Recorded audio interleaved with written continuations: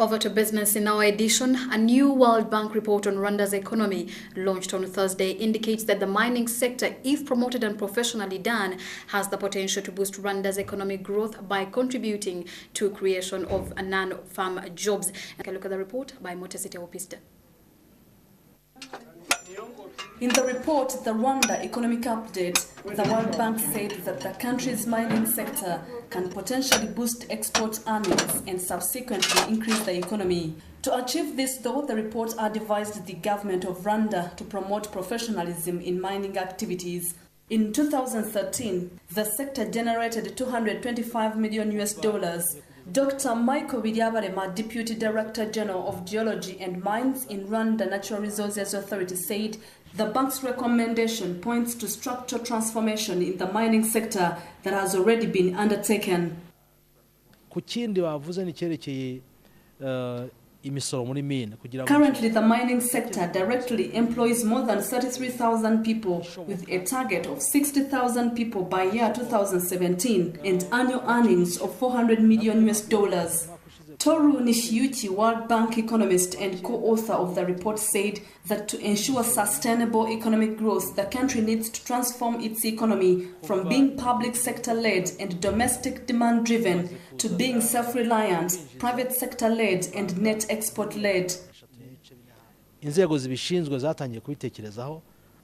The World Bank forecasts Rwanda's economic growth rate of 5.7% in 2014 and 6.6% in 2015.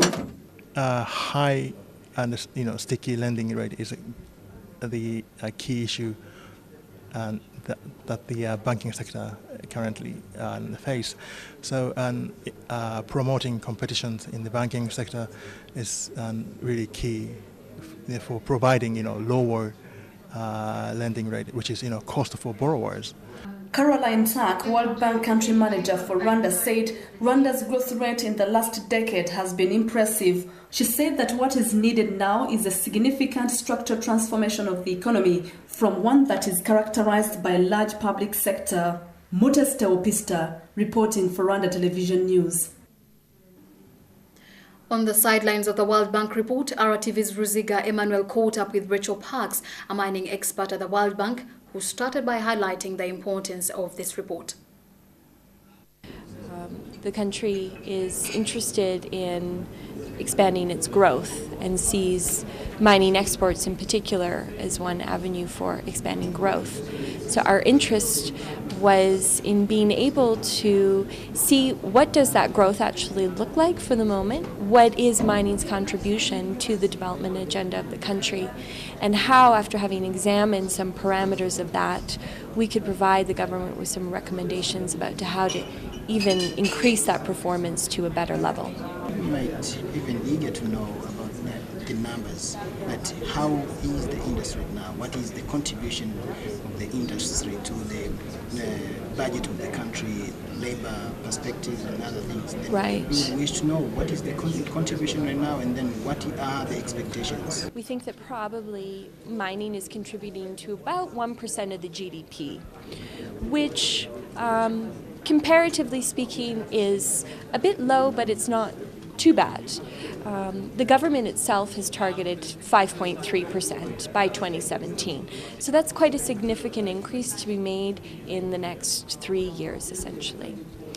The other big contributions are obviously in export earnings, and this is where in 2013 we saw $225 million worth of export earnings. Again, the government wants to reach $400 million by 2017.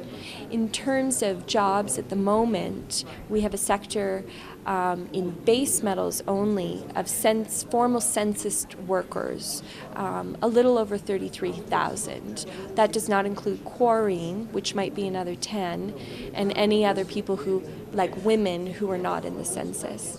Now the government's target is to get that to 60,000, so almost another doubling within the next 3 years. And in terms of taxation, last year alone about 22 million that came in, but we know that the government could do more. The government could do more, as you say that almost 7.8% would be the maximum level of the government, the growth of this economy. But then if that is done, maybe can we reach that level? I mean, if that is done on mining sector, can we reach that level? There are some very simple things that the government could do and has been thinking about doing. And I should say that our dialogue with the government of Rwanda, with the Ministry of Mines in particular, is very fruitful and has been for some time. So what we've been discussing are really these issues of inefficiency about how Rwanda goes about developing its deposits and the need to move away from what we would classify as rudimentary mining to more semi-mechanized to mechanized mining, and it certainly has the potential to do so. Now, what we discuss in the report is simply that in order to move towards more semi-mechanized or mechanized mining, operators need to have access to financing. Thank you so much, Emmanuel.